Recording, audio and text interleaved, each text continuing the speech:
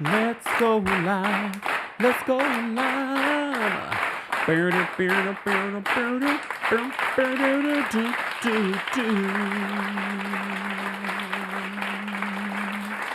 Yes, church hands, church hands. Welcome back to the Kempire channel, guys. Your number one source for pop culture news and music, entertainment, reality TV, and so much more. This is our Thirsty Thursday, so buckle up. We have a lot to cover, a lot to unpack. I have to talk about the Valley. I have to talk about the Vanderpump Rules season 11 reunion. We have to talk about some good news, some what the F news. We've got to talk about the ultimatum. Speaking of what the F news, the ultimatum South Africa. You know, we did post a quick rundown of my thoughts yesterday, but we will expand on those thoughts during this live recap. We will also talk about Cassie breaking her silence in regards to everything Diddy. Everything Diddy. We're going to talk about that. We also talk about Diddy facing another lawsuit. Yep. 50 Cent still trolling. He has a documentary coming to Netflix. Got to talk about that. We got to talk about Kelly Rowland. Yes, we got to talk about that. We have a lot to talk about, all right, including Porsha. Porsha.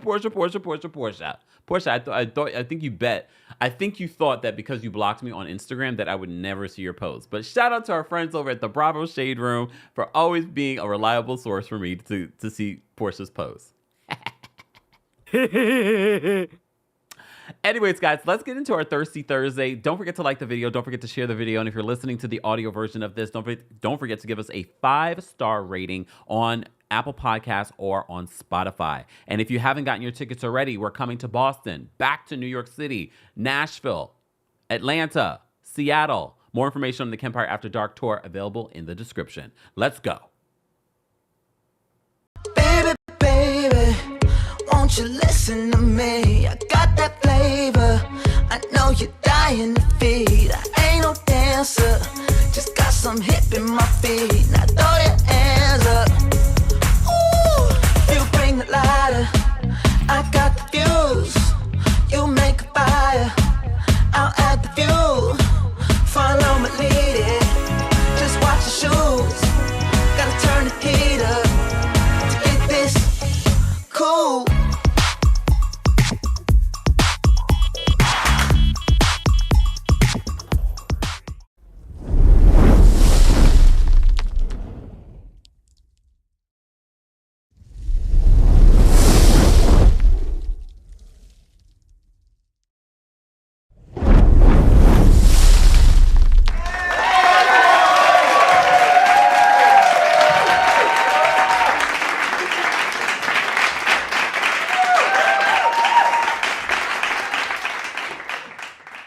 Welcome back to the Kempire channel, your number one source, as I mentioned before, for pop culture news and music, entertainment, reality TV, and so much more. As you can see, I'm officially back from my birthday trip from Portugal. Look. Or maybe this. Oh, I'm back. Oh, back to work. Oh, look, back to work. Whoa, Kempire. Whoa. I had a fantastic time in Portugal. Made all kinds of new friends. I said this yesterday, I think, on Twitter, that it's hard as you get older. They say it's hard as you get older. I'm not really trying to make new friends. Look. It's me. Hi. I'm the problem, it's me. I'm not really trying to make new friends, but when you travel on your own, when you do solo travel, I think you're more open to making new friends, and it just happens naturally. I even went out to dinner with some new friends. It was really a great trip, and that happened literally like the second day of my trip. Fantastic time in Lisbon. I will talk more about that exclusively on the Kempire podcast. So make sure you subscribe, because more than likely this weekend I will actually sit down and talk more about my Portugal trip, the do's, the don'ts, the highlights, the not so highlights. I didn't really have not so highlights. Let me think about that. I don't think so though. Well, no, they're not that happened to me specifically, but things that I learned that I'm going to talk about exclusively in the podcast. So make sure you subscribe to the podcast. Shout out to those of you that have already subscribed, that have already rated the podcast. We appreciate you. Shout out to our new subscribers. We're still celebrating over 400,000 subscribers here on the channel. Yes. Look. Yes. Anyways, enough of that. No, but we are still celebrating here. And shout out to all of our new subscribers. Those of you that have been subscribers since the beginning or maybe in the last year. We appreciate you guys. And shout out to everyone that has come out to the Kempire After Dark tour. For those that came to the New York City show back in January, please understand the New York City show that we're having in June is going to be very different. A lot has happened. A lot will happen. We will talk all about it without community guidelines. You can curse. You can drop tea. I might drop some tea. So stay tuned, all right? Stay tuned. All right. Thirsty Thursday. So very much like our Tuesday takeover, Thirsty Thursday is where we're able to combine hot topics with reality TV recaps and reality TV news. And as you know, with Tuesday takeover, which will return next Tuesday, okay? We start off with some good news. And there's a lot of good news. Just when I didn't think that we had any good news to talk about, there's a lot of good news. I want to say congratulations to Garcelle. Garcelle, come on. Garcelle is returning, okay? So Garcelle already, as you know, they made the announcement that Garcelle will be returning for the Real Housewives of Beverly Hills next season. But we also have some new faces coming. Well, not so new faces. Or maybe new faces, by the time, the season starts. So Bravo made the announcement. This is very unusual, but Bravo made the announcement. They did this with the Real Housewives of Atlanta. They said it's hard to outrun rumors, but luckily we don't have to. Introducing the cast of Real Housewives of Beverly Hills Season 14, Garcelle Bouvet, Erica Jane, Dorit Kemsley, Kyle Richards, Sutton Strack, and Bozoma St. John. All right. And Kathy Hilton will be returning, and Jennifer Tilly will be returning. Jennifer Tilly made an appearance last season, but she wasn't officially a friend of, but she is real friends with Sutton. So this is what I love when you bring real people on the show. Part of me is sort of like Jennifer Tilly is such a Hollywood established person. I kind of hate to see when they come onto reality television, but the same could be said for Garcelle. So, and we fell in love with Garcelle and what she's brought to the Real Housewives of Beverly Hills. So I'm open, especially because it's a real friendship between Jennifer Tilly, like years-long friendship between Jennifer and Sutton. And because Sutton and Garcelle are real friends, that has formed a real friendship with Jennifer Tilly. But speaking of real friendships, as I mentioned to you before, congratulations to Garcelle. She won the Gracie Award. She won the Gracie Award for her Lifetime movie, Black Girl Missing. Congratulations to her. Such important work, such an important topic that still needs to be discussed. But as you can see from the photo, damn, I forgot her name. Damn, Cricket. I'm sorry. Crystal Kung Minkoff. I'm sorry. I was not even being shady. I literally forgot her name for a second. I'm sorry, Crystal. I'm sorry. But they're real friends, so they're still hanging out. Despite, sometimes when a person leaves a show, they leave you for dead on the sidewalk. But they didn't do that to Crystal. All right, she's still invited to the things, okay? No, congratulations to Garcelle on that win and that amazing project and her continued work. She has more new projects coming outside of Real Housewives of Beverly Hills for those that think this is what she's relying on. No, Garcelle has a couple of series that we saw this past year, and now they've all been renewed, and she's coming back to the Real Housewives of Beverly Hills. Good for her. I'm also really excited to get to know a little bit more about Bozoma as well. I'm excited to know a little bit more about her. First of all, gorgeous, but also her resume is very impressive. So I'm excited to learn a little bit more about her. What happened to the lady that was rumored to be, the soap actress? I can't remember her name. You guys will remind me in the live chat. But I remember watching her on, was it General Hospital? I think so. It was one of those ABC shows. And they said that probably that she was going to be on the show. Well, come to find out, I guess not. It's all right. So maybe finally this season, Dorit is going to give us her real story. Really? Read my face. For those that are listening to the podcast, I'm giving a blank stare towards the camera. She hasn't given us her real story ever on this show. Thank you, Joe. Joe, I feel like I haven't seen you in a hot minute too, but again, I've been away. Joe says Eva LaRue. Yeah. All My Children. I was like, it was either All My Children or General Hospital. I knew it was an ABC show. I used to watch all those shows. Okay. Thank you, K-Baby. Yeah, so I'm excited for Bozema. All right? Exactly. The Girls Club says Bozema is a true boss. I've been following her for years. All right? Julie says Eva LaRue wasn't on my bingo card. I feel like they've talked about Eva possibly joining the show a while back. So maybe it's been ongoing conversations. But okay, it's all right. It's all right, Eva. Is Eva still doing acting? Is All My Children on? I know it's not on ABC. Is it on like one of those other networks? I can't remember. I know that there's still some of these soaps are still going on. All right. Let me just tell you this, Dorit. If you do not bring it this season in regards to a real storyline, may this be your last season because I don't want to see you anymore. I'm so over her and her microaggressions. We shall see how this season turns out. All right. Some what the F news. Let's get into our what the F news before we get into some Vanderpump Rules recaps and things like. Oh wait, speaking of Vanderpump Rules, I do want to say congratulations to Katie and Ariana. Something about her finally opened.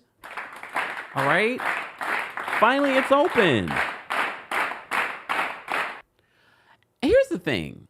I feel like sometimes the fans can't find a way to be like, you know what?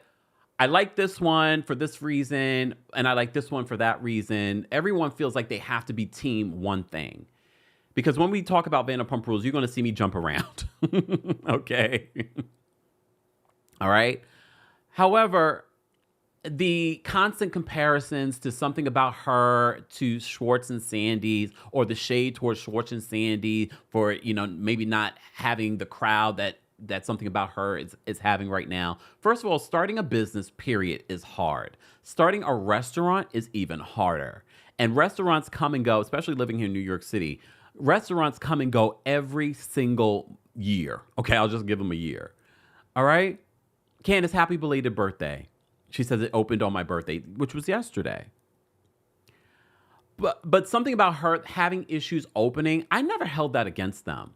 I never shaded them for not having that open because, again, it's a restaurant. There are so many logistics that you have to think about before starting and opening a restaurant, especially in the area that we're talking about.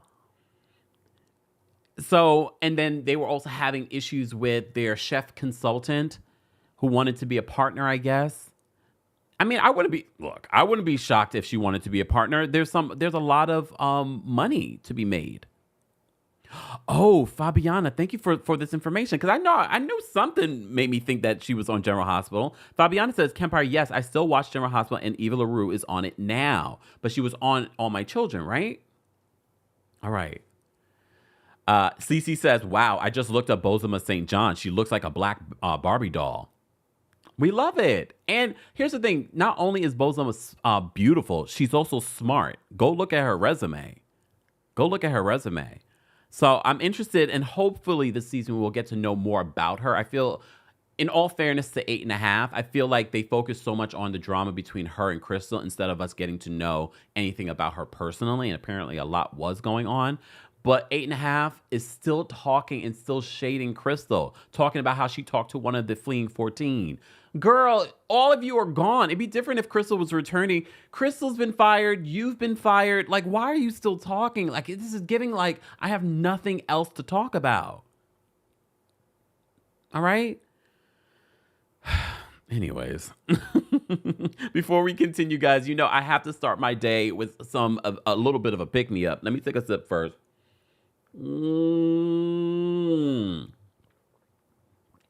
For those that want to know what AG1 tastes like, it has like a fruitiness to it. I was saying pineapple, but it has like a fruitiness to it. So AG1, I've been relying on as my source, especially while I was traveling, to make it very simple and easy to make sure that I'm getting all the vitamins that I need, but also more importantly for my gut health, my prebiotics, my probiotics, I love it. I've been relying on it, and I've loved working and partnering with AG1 just because of that. It's been tested. It's gone through certain mandates that it didn't have to go through. I love the fact that I can rely on something like this that's going to not just give me energy, but also make sure that I'm hitting the points in my health that I need. Okay? I don't know about you, but this is what I need in my life right now. So if you've been thinking about making sure that your health is a priority, this might be the way for you. All right. So, of course, we partnered with AG1 yet again to sponsor today's live show. Head on over to the description for more detail. So, if you want to take ownership of your health, it starts with AG1. Try AG1 and get a free 1-year supply of vitamin D3K2, which I also take on a daily basis. And you're going to get 5 free AG1 travel packs, which I used while I was in Portugal, okay, with your first purchase exclusively at drinkag1.com/Kempire. That's drinkag1.com/Kempire. For more details, again, be sure to check out the description. Shout out to AG1. And I'm going to take another sip. Pink Ivy says, does it taste good? Here's the thing. It doesn't taste bad.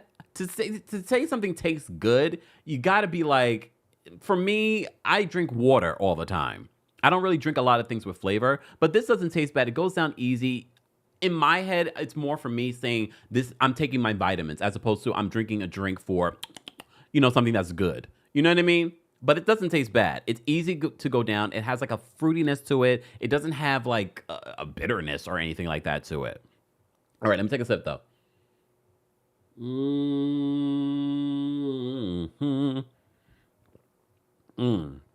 Excuse me. Narcissus Leo in my TikTok says vitamin D is always important. It's always important, y'all. Yeah, that's why I love the fact that they also are going to give you some vitamin D. That doesn't sound right, but you know what I'm saying. Anyways, enough of that. All right, I'll continue to sip on this because I don't want to interrupt our live. Okay. All right, let's get into some what the F news, okay? Shout out to our friends over at lovepeacescott.com who we are getting this article from. Look, while I was away, a lot of people were acting up, all right? A lot of people were acting up while I was away. Let me just pull up here it is. All right, so you may have seen this story, all right, but there's an update in regards to this story. Representative Jasmine Crockett files to trademark bleach blonde, bad-built butch body after clash with Marjorie Taylor Greene. So last week's insult-laden House Committee hearing may soon be immortalized on a hoodie or a pair of socks. Oh, gosh. All right. So an application for bleach blonde, bad-built butch body was filed by Crockett's campaign Sunday with the U.S. Patent and Trademark Office. USA Today was first to report the news of the trademark application on Tuesday. According to the application, the phrase is intended to be used for a variety of clothing items and accessories, including hats, hoodies, socks, and t-shirts. The move comes after 43-year-old lawmaker launched what she dubbed a Crockett clapback collection last week that included a t-shirt bearing the same insult that she used during her contentious exchange with Marjorie Taylor Greene. So I think your fake eyelashes are messing up what you're reading, Greene told Crockett during the late-night oversight committee hearing. Later in the hearing, Crockett asked what she described as a hypothetical question about what might violate congressional protocol. I'm just curious just to better understand your ruling, Crockett said, referring to the decision made by Chair James Comer from Kentucky. If someone on this committee then starts talking about somebody's beach blonde, bad-built butch body, that would not be engaging in personalities, correct? Crockett said in a veiled barb against Greene. So she's going to be trademarking it, which a lot of us should do, think ahead of it to get that coin. Oh, Lord. All right, we're going to move on. So that was in our What the F News segment. Let's move on. And because we were talking about the opening of Something About Her, again, congratulations to both Ariana and Katie from Vanderpump Rules. The Vanderpump Rules Season 11 Reunion Part 2 aired. How would you guys rate it from 1 to 10? I tweeted last night, I said part 2 could have been an email. We could have skipped part 2 and just moved right on into part 3. Because part 3 is where the juicy stuff will be. But we will briefly talk about what happened in part 2. All right? So at the top of part 2 of the Vanderpump Rules reunion, we have Lala arguing with Katie because Lala feels as if Katie said a lot of things about the Ariana situation offline and not on camera. And when Lala was bringing this stuff up on camera, Katie was making it seem like she was crazy, as if Katie didn't agree with Lala. Katie says, I just moved on. I just moved on. I don't believe it. I don't believe it. I really do believe. Here's the thing. And I know Ariana in that moment was like, well, Katie has, been unapologetically herself this entire time of being on this show. And she's gotten a lot of hate for it. Here's the thing. Scandoval put this show in a different position. Yes, they've had fans and they've had a lot of people watching the show, but nothing on Bravo has seen the level of Scandoval attention and this whole mob mentality more than this whole Scandoval situation.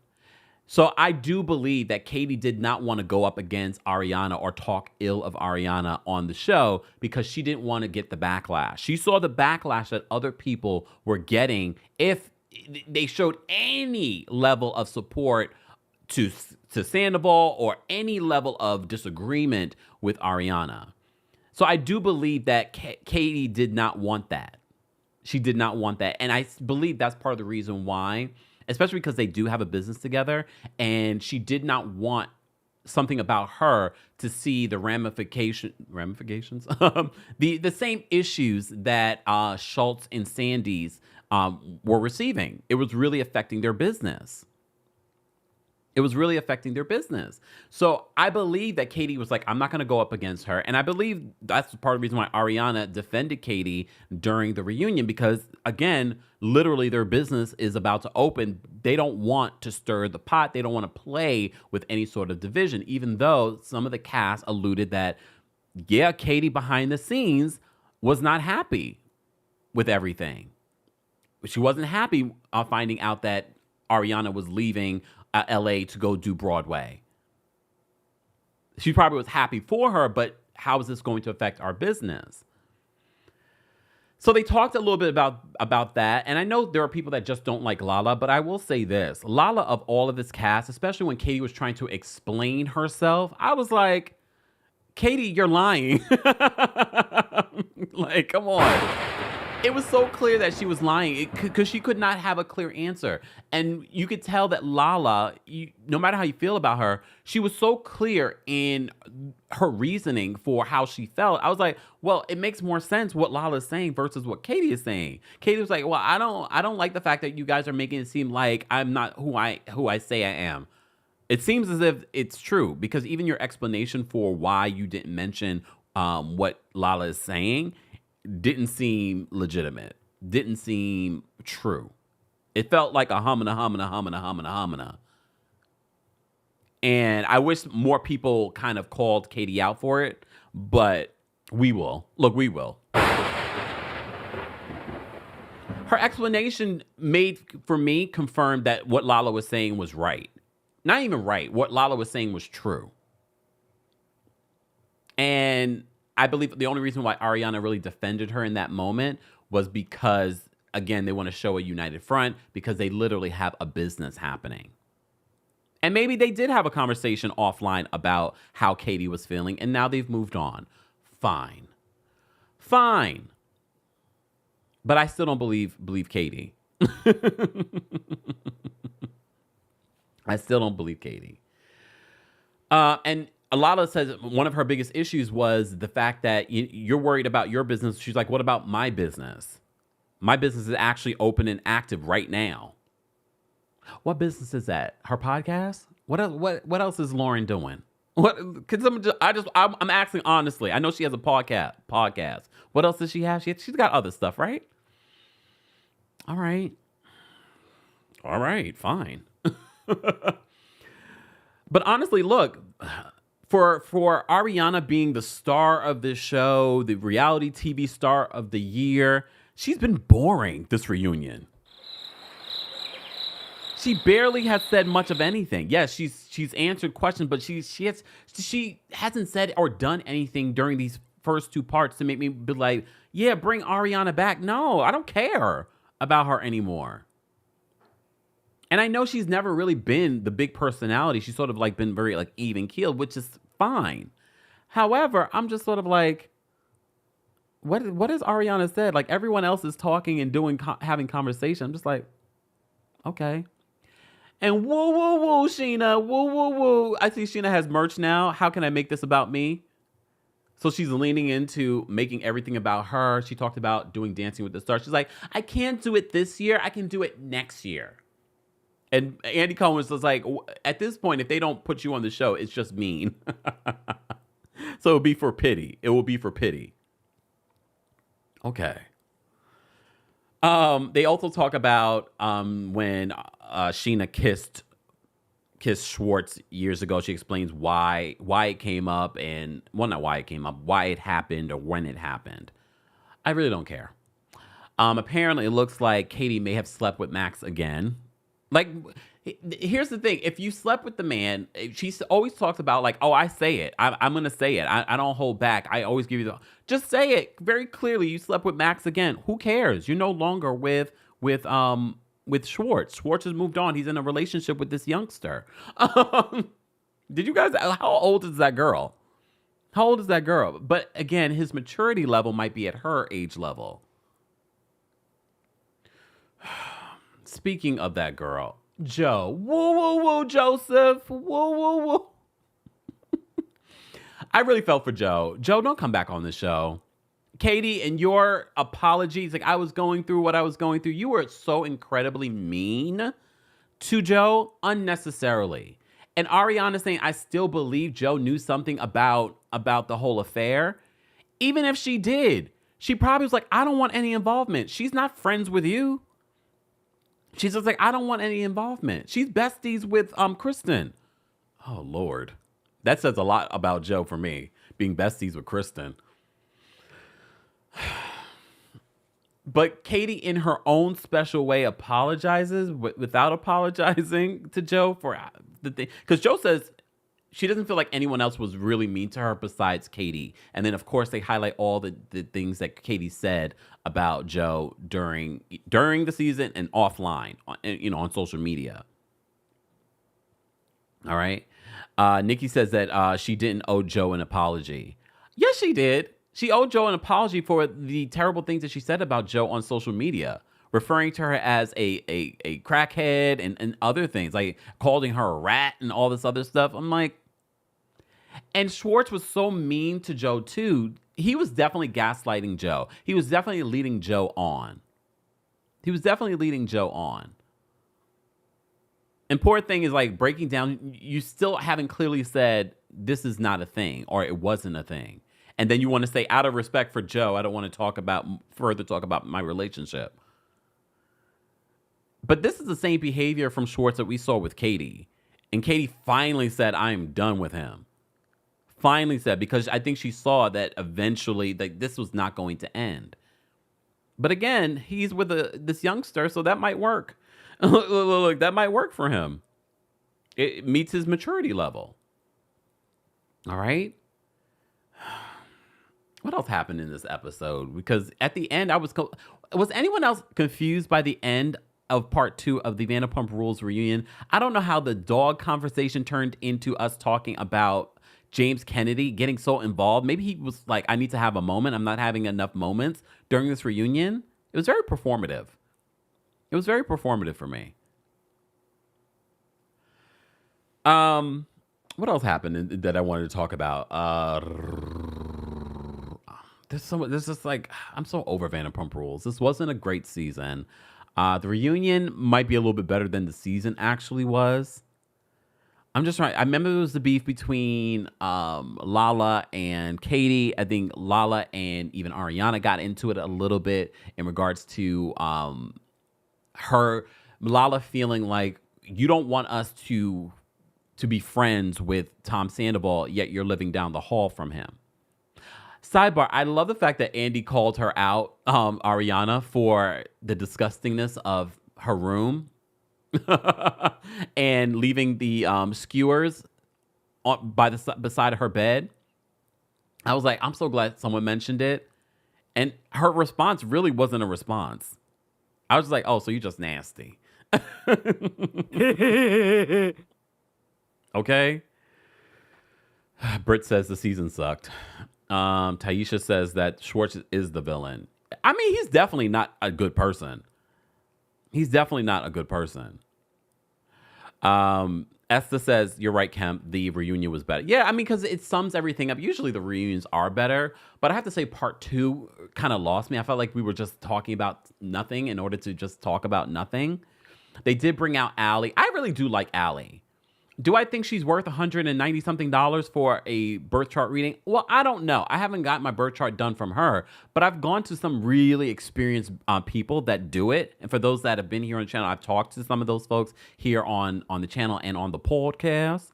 So like some of these people have been doing it for years. So I always sort of look at someone that's a newbie charging that much feels a little like you're a little overpriced. But again, she's on a huge platform, so she can charge pretty much anything that she wants. And I mean, she seems to know a thing or two about astrology and things like that. So, look, but here's the thing: I do like Allie. But James Kennedy and Allie's storyline was what, the dog? The dog? And of course, they talked about Raquel coming out and saying that James is part of the reason why Hippie has the problems that he has in regards to biting. And they said, no, that's not the case. I mean, they can say whatever they want because Rachel's not there. Do I think that Rachel was a great dog mom? Probably not.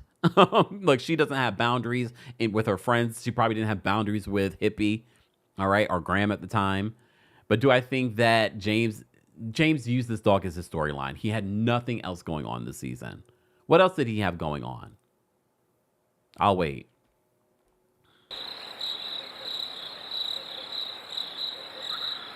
Mm-hmm.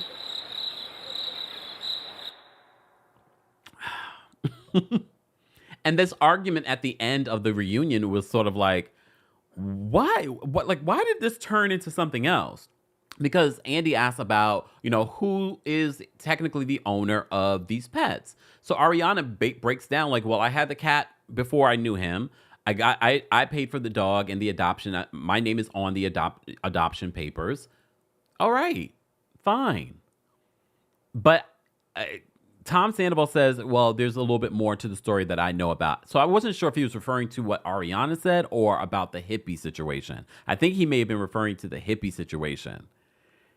And this is where, of course, James Kennedy, because he has the maturity of a 2-year-old, he goes to these really like terrible insults. All right. Fabiana says, Kempire 100 agree with James's storyline, which is sad. That was his only thing going on. And I think this is part of the reason why they're taking a break this summer to kind of figure out where do we go from here. And look, we've said it. I know plenty of other people have said this as well. I can definitely see Lala and Sheena moving over to the Valley, which has definitely had a better season than Vanderpump Rules. I enjoyed the Valley this season. And at first I was like, I'm not watching that show. But then I watched it and I was like, this is not bad. I really like some of the couples. Janet, not so much.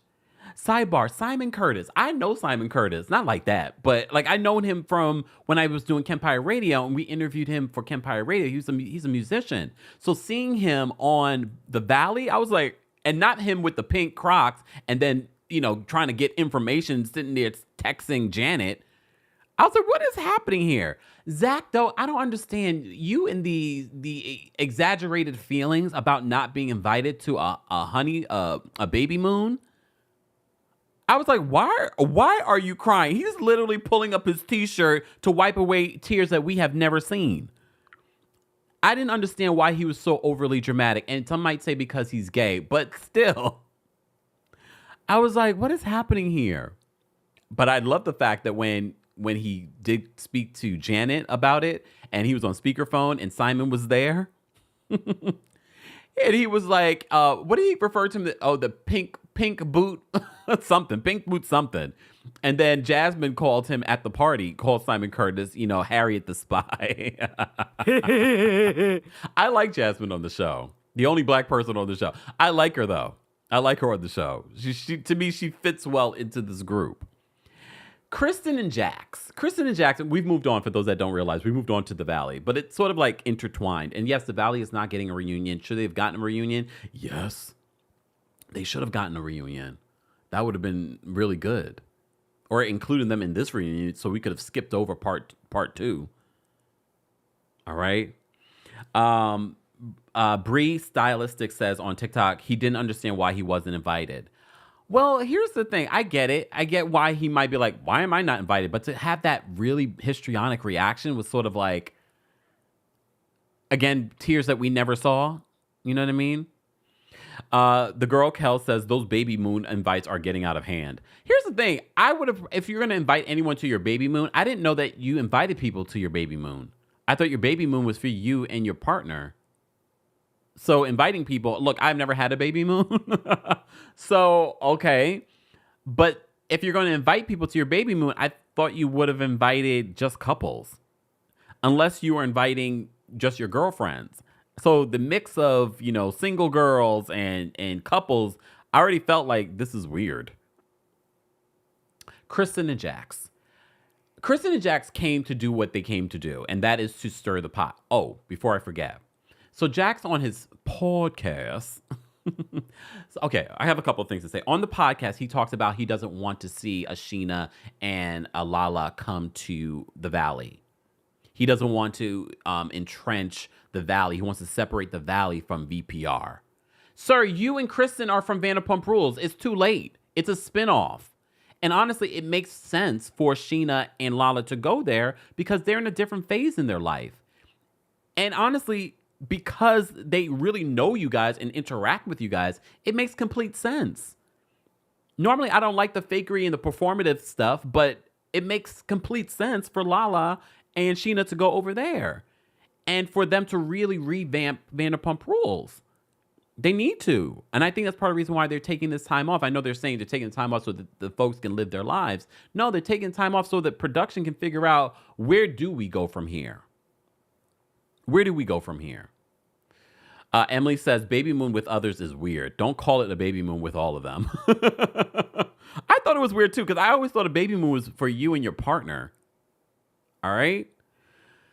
So Jax doesn't want them to come over to the Valley, probably because he wants this to be his star. He wants to be the star. He wants to be the number one guy in this group. And I can look, I wasn't sure because a lot of people have accused Jax and Brittany of faking this relationship stuff. But based off of watching these last couple of episodes, their fights do feel performative. And I wouldn't put it past Kristen. I wouldn't put it past Jax to do what producers want them to do to keep this show going. To be honest with you, I was watching it this week and I was just like, oh, so, because I wouldn't be surprised that Jax may have cheated on Brittany or Jax is a douche. Like, I wouldn't be surprised at any of that. But seeing it play out on the show felt like, oh, this is performative. Speaking of performative, Jesse went and got some ayahuasca, thought he was changed, only for him to be acting the same at this baby moon and being obnoxious. Do I feel bad for Jesse? No. Do I think the way that Michelle went about cheating on him allegedly was right? No, but I get she's done with it. When he came back from the ayahuasca retreat and he wanted to kiss her, he closed his eyes and he was puckering up and she stood still. I was like, Michelle is done. And I don't know if she was done before they started filming. It seemed like it, but she decided to do it maybe because she wants fame. Or maybe she wants to elevate something. I don't know. Remember, she's in real estate, right? So maybe that's why she's doing it. But she couldn't hide. Is she a Taurus? She can't hide that she dislikes this man. She can't hide it. But I understand why she would dislike this man. But at the same time, I'm looking at her with the side eye because you were with this man. So I always kind of say to myself, when we look at certain people that are with people that we don't necessarily jive with, there's something about that person. Like when we talk about the Ultimatum, South Africa, and we talk about Kanye and Kay and that relationship, we understood why those two ended up together. So I'm kind of looking at Jax and Brittany. So there's something about Brittany that is trash like Jax. So when I look at Jesse and Michelle, there's something trash about Michelle as well. And we can already see that. Because we don't like Kristen either. However, she's necessary for the show. So in these last couple of episodes, they're talking about icing people out. Kristen also got emotional about not being invited to this baby moon. But she didn't invite them to her event. Okay. Both Kristen and Jax are willing to do whatever they need to do to make this show a hit. But so far, I'm enjoying The Valley. I don't think The Valley is that bad, but it does feel as if some of the stuff is performative. Janet, I'm looking at you with the side eye. You're sending Simon Curtis as your spy to this party. I appreciate it for the funny. Simon Curtis being not a cast member, but being there, I'm sort of like, oh, like, oh, okay. I didn't see this coming. I didn't see the pink croc boots coming either. And mind you, when he was called out by Jasmine,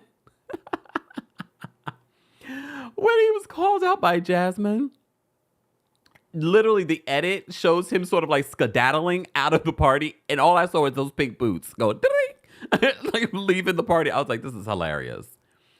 This is hilarious. Guys, if you haven't already, be sure to like the video. It's an easy and free way of supporting the channel. And if you're listening to this, don't forget to give us a 5-star rating on the Kempire podcast. This is our Thirsty Thursday. We were just talking about Vanderpump Rules Reunion Part 2. And of course, the latest episodes of The Valley. If you had to rate either one of these episodes, how would you rate it from 1 to 10? I would give Part 2 of the Vanderpump Rules reunion a 5. It wasn't great. It wasn't terrible.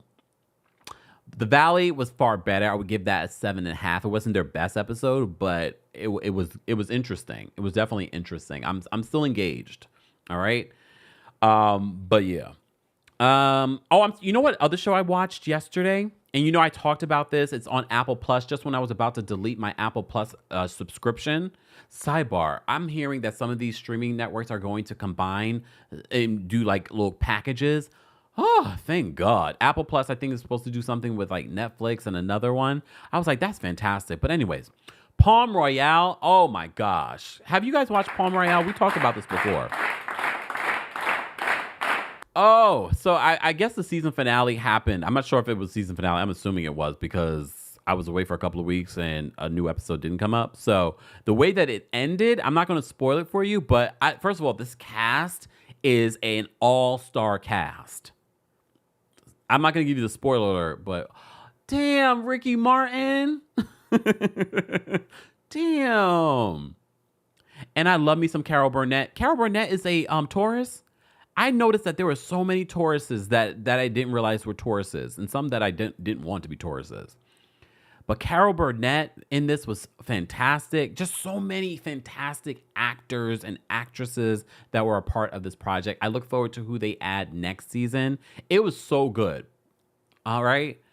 Palm Royale was such a good show. If you didn't get it, whoa, whoa, whoa. Ricky Martin, whoa, whoa, whoa. Loved him though. He was so good at it. Kristen Wiig, fantastic, delusional. Such a good show. Laura Dern is a producer. Kristen Wiig is a producer. Fantastic show. If you didn't watch it, watch Palm Royale on Apple Plus TV. They're not paying me, but at this point, run me a check. I loved it. I would try and tell you what it is, but it's hard to describe it because there's just so much. So much happens in it. But Kristen Wiig is the star of it. It's a mix of mystery and comedy. It's a dramedy. It's a dramedy. It's so good. All right. If you're not watching it, go watch it. Now you can binge watch it on Apple Plus. Again, they're not paying me, but if they want to, I'll talk more about it. All right.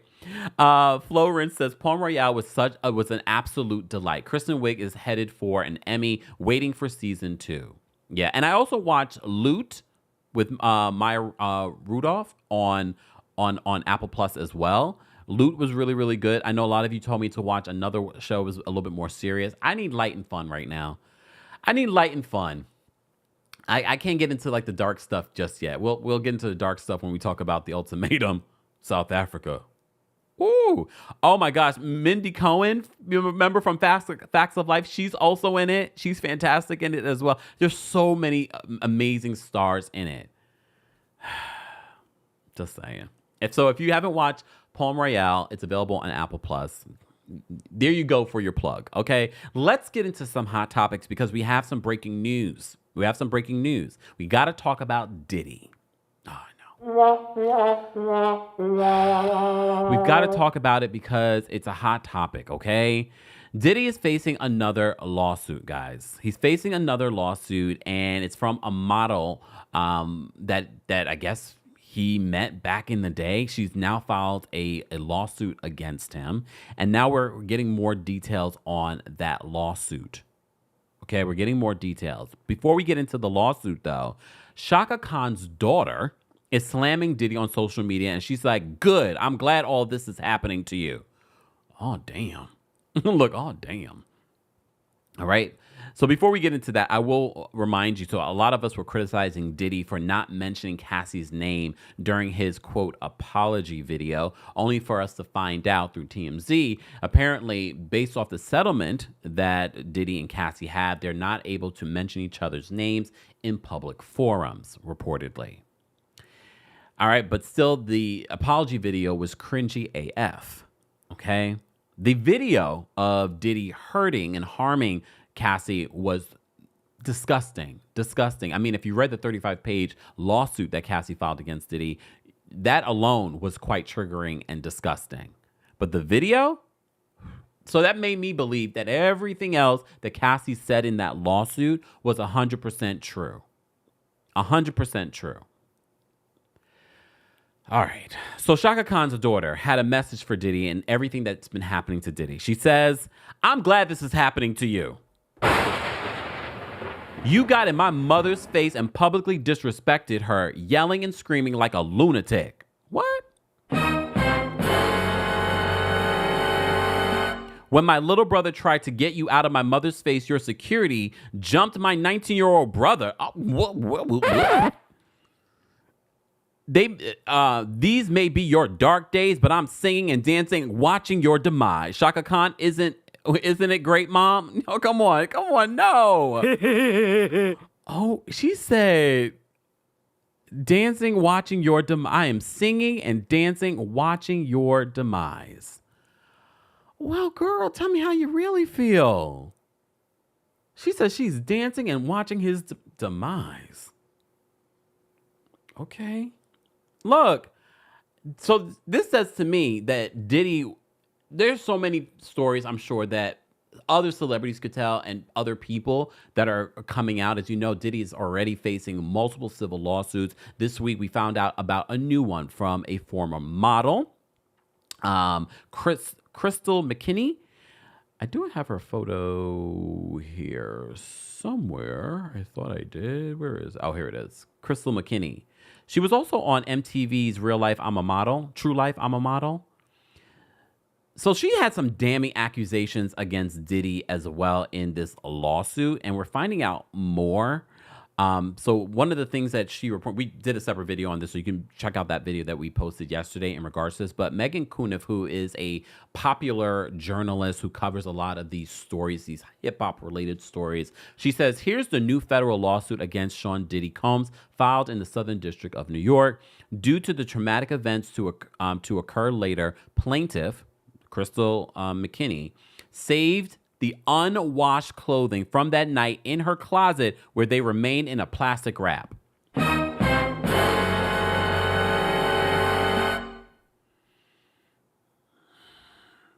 going to read that again to you. So Crystal McKinney, who was accusing Diddy of SAing her back in 2003 after she went to a men's fashion event, she alleges that he forced her to perform on him, allegedly. She says because of that experience, because she said that they laced something that, they were smoking the reefers. And she said she felt like it was laced with something. And she accused him of SAing her back in 2003. She says he damaged her name in the industry where she wasn't able to continue being a model. She says she allegedly tried to unalive herself. And I think it was like 2008. So, again, according to these new court documents, Megan Cuniff revealed on social media, she says, due to the traumatic events to occur later, plaintiff saved the unwashed clothing from that night in her closet where they remain in a plastic wrap. So some people said, oh, she did something about this doesn't sound right. She's just doing this for clout. She's just doing this for money. Well, look, if she has the clothing, DNA test. DNA test. All these years, 21 years later, she saved it in a plastic wrap. A DNA test. Damn. Here's the thing. Based off of that video that CNN revealed with Diddy in that hotel with Cassie, it makes me believe every single story. It really, look, I mean, I never disbelieved some of them, to be honest with you. But after seeing that video, I was like, everything everyone has ever said about Diddy is true. Well, this morning, Cassie Ventura has broken her silence in regards to, first of all, Diddy's apology, in regards to that video footage that came out over the weekend where, first of all, and I said this before, we report news here. So we have to report what the news is talking about. And so many of you hit me up, no matter if I'm on vacation or not. Yo, like, Kempire, we need you to go live and talk about this. I'm on vacation. We need you to go live and talk about this. So I did. But one of the things that we forgot to talk about is the sensitivity of how this might make Cassie feel. So Cassie is breaking her silence on her social media, thanking everyone for their support, but she has an important message. So I want to talk about what Cassie said in her Instagram post. So Cassie says, thank you for all of the love and support from my family, friends, strangers, and those I have yet to meet. The outpouring of love has created a place for my younger self to settle and feel safe now. But this is only the beginning. Domestic violence is the issue. It broke me down to someone I never thought I would become. With a lot of hard work, I am better today. But I will always be recovering from my past. Thank you to everyone that has taken the time to take this matter seriously. My only ask is that everyone open your heart to believing victims the first time.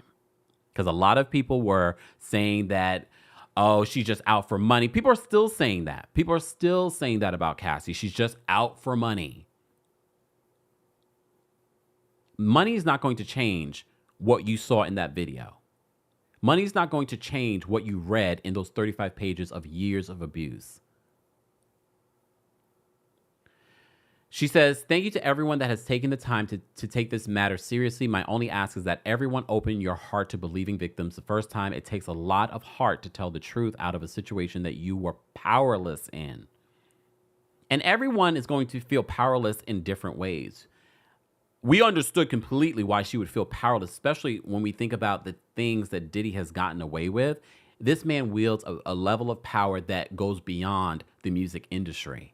And that tells me that he has things on powerful people for him to get away with what he got away with.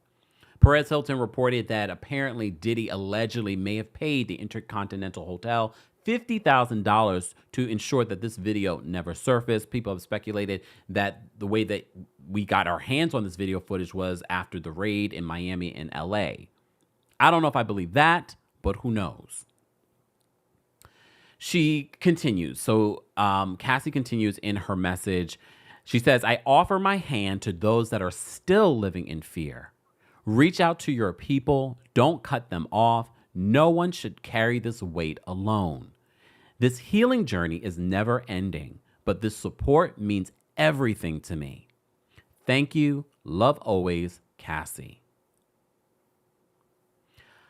And it's unfortunate. It's unfortunate that that video footage had to be what made people support, because there are celebrities now backtracking, including Joe Budden. Well, not Joe, but was it Joe Budden backtracking? We'll get to Joe Budden in a second. But people like Scrappy, people like Peter Thomas, yes, from Real Housewives of Atlanta, that are now backtracking on some of the things that they said.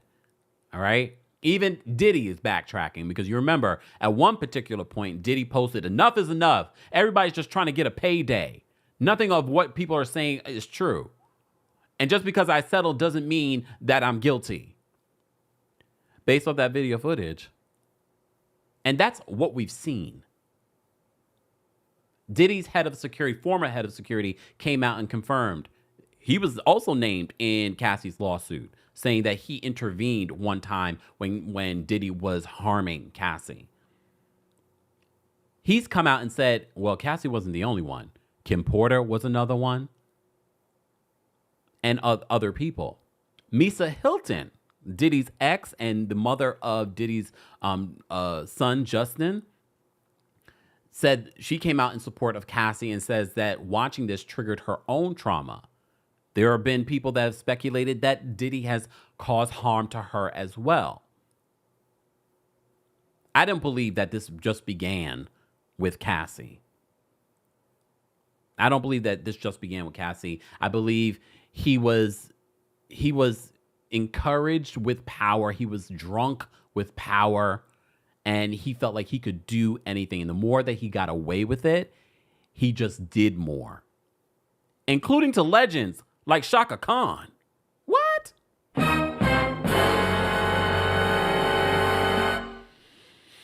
All right. So Joe Budden. We did a video yesterday talking a little bit about Joe Budden and how he was being slammed by his ex. All right.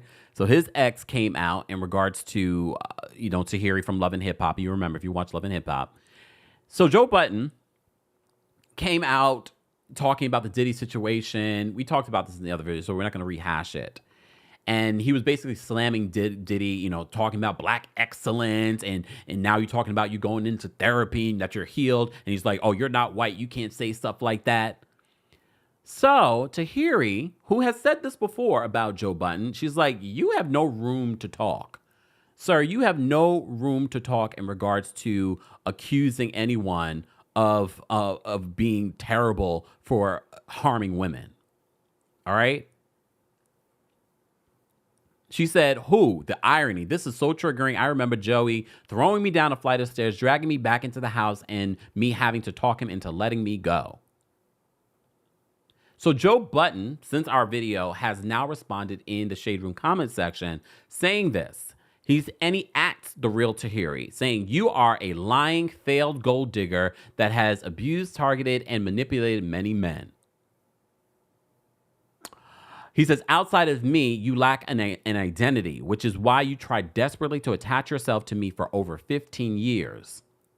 The last time I saw you, I purchased a mattress from, not a mattress. People buying mattresses? Used mattresses? Oh, I guess if it's in good condition and you take care of it. Anyways, I digressed. The last time I saw you, I purchased a mattress from you and you were happy you made the sale. You were fine then. There was that night after Starlet 6 years ago when you invited me inside your new place. You were fine then too. You were on my body your entire last stint on Love and Hip Hop and tried your best to disrespect my son's mother in the process. I had to ask producers to keep you away from us like the cancer you are. Yet you continue to slight my name online because it's your identity. I don't speak to you or about you because it's low vibrational. Joe Budden's talking about low vibrational. You're a low-level Dykeman con woman. Wait.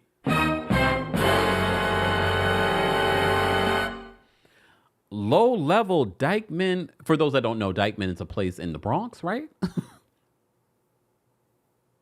Con woman that's been lying about, you already know, for ages. I pray you heal and move on one day. Hopefully this is our last exchange. Prayers to all real victims. Well, here's the thing. I didn't hear him deny what she accused him of. Did that not happen, Joe? Well, you may recall from Love and Hip Hop, Rocky, Rocky for real, or Rocky, I forgot what her real name is. Well, she decided to chime in. But before we get to her chiming in, Tahiri had a response for Joe Budden. She said, "You can say whatever you want about me. Those that know me, know. I'm not scared of you anymore. You can keep bullying, intimidating the rest. Those that you know and are around, you also know the truth. Sad that they continue to enable your behavior. Your time is coming." Oh yeah, I knew it was somewhere in the upper part, like the upper part of Manhattan. Rhonda reminds me Dykeman is in Inwood. Thank you. I knew y'all were going to tell me that. I was like, wait, no, I think it's in like the Heights. Anyways, let me take a sip. Well, Rocky, who has also accused Joe Budden of hurting her, okay, of dragging her out of his house, all kinds of stuff. She decided to post on her Instagram the list of women, allegedly, I'll say, that Joe Budden has harmed over the years. I'm using my words carefully because of community guidelines, guys. All right. Where's my list? Hold on. I had the list here. I know I had the list. What did I do with it? Lord have mercy.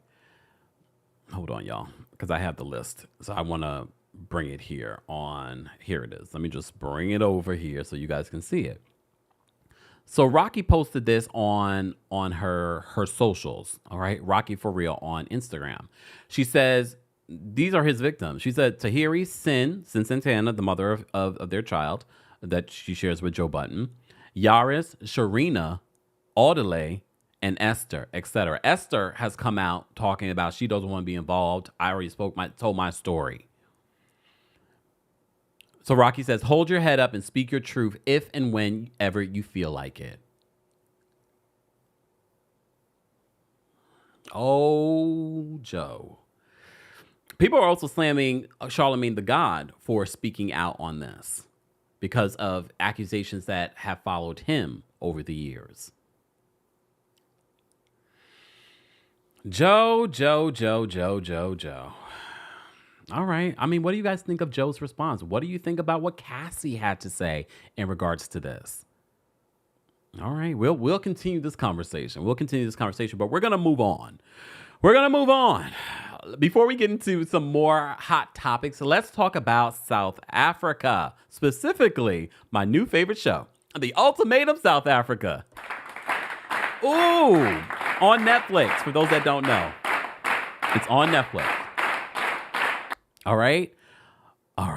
First of all, Kanye. I apologize in advance for mispronouncing names. I already apologize in advance. All right. Especially because, first of all, I have to remember the names. Then I have to remember how to pronounce them correctly. All right. So Kanye is the star of the show, and not in a good way. But I did end up feeling bad for Kanye at the end, but we'll get there. But I love this damn show so much. Shout out to all of you that hit me up to watch it. Shout out to for those of you that watch me in Africa. I was looking at my stats yesterday for a meeting, and quite a few of you watch me in Africa, in different parts of Africa. But South Africa, do you know South Africa is like, I think, like our number 3 most watched country of the channel? Of course, the US is the number 1, but South Africa is like, I think it's like number 3, if not number 4. So shout out to South Africa. Soon come, South Africa. All right. So, look, I love it when we're able to watch a show together, and shout out to Netflix for allowing us this opportunity. We needed this opportunity because so many of you want me to watch certain shows, but they're just not necessarily available here. And I'd like to talk about them. Yes, of course, I could use a VPN, but the folks that are here in the States can't use a VPN sometimes, or can't, afford to get one. So it just makes it hard for us to talk about shows, but everyone can watch this show on Netflix. Okay. All right. Oh yeah, this camera situation. I'm going to figure it out, y'all. But it's okay. You can see me though. That's the most important part. All right. And in 4K. So the Ultimatum South Africa, for those that don't know what the Ultimatum is, we've talked about the Ultimatum before. Last year, we talked about the Ultimatum Queer Love, which was really juicy and good. All right. See, some of you are watching from South Africa. If you're watching the replay of this, be sure to let us know. We will be posting the timestamps a little bit later on. Mama Ali is not here because we're live a little bit earlier, but more than likely myself or Mama Ali will be posting timestamps later. So the Ultimatum South Africa. Juicy. So juicy because, I mean, we've seen this before. I can't recall which season it was where partners, first of all, people are coming in with their partners. They've given one of the people in the relationship has given their partner ultimatum. Let's get married or move on. And then they're switching, they're swapping partners to see if they can find a connection with someone else. I know, messy already. The idea of the show is messy, but we are here for it. And so many of you told me South African on reality television is messy. And I'm like, if it's anything like this ultimatum, I'm here for it. I'm here for it. Chantel says, episode 6 was wild. I mean, the end of episode 5 into episode 6 was definitely wild. We'll get there in a second. I want to take my time with it because we did do like a 7-minute real fast recap. But here I want to kind of just simmer. I want to simmer in the mess. I want to simmer in the mess. Can we just talk about the couples little by little? Just little by little, then we'll get to the mess. I'm going to be all over the place. All right, Tabby and Genesis. Again, spoiler alert.